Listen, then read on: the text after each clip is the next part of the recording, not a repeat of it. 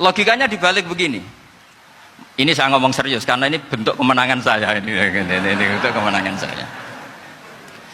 Saya berkali-kali ngomong di kota pelajar di Jogja karena banyak pengujinya juga, bukan sekedar pendamping tapi penguji.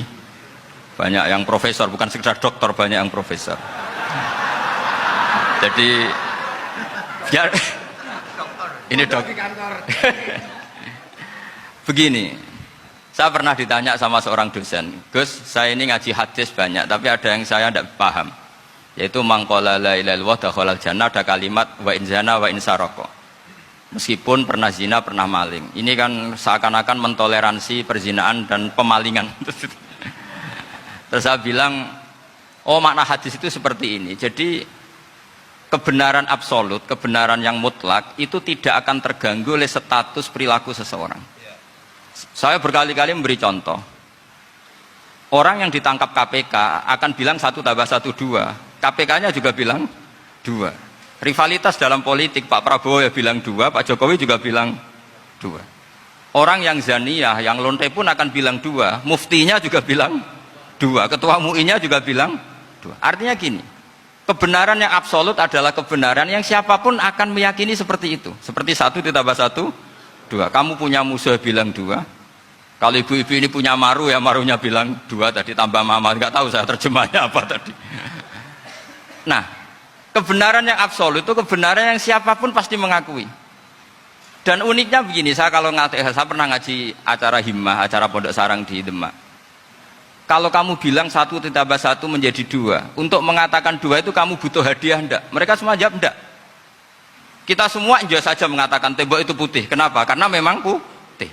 Kita mengatakan 1 tambah 1 2 karena memang kita tanpa presentasi dapat hadiah, dapat penghormatan.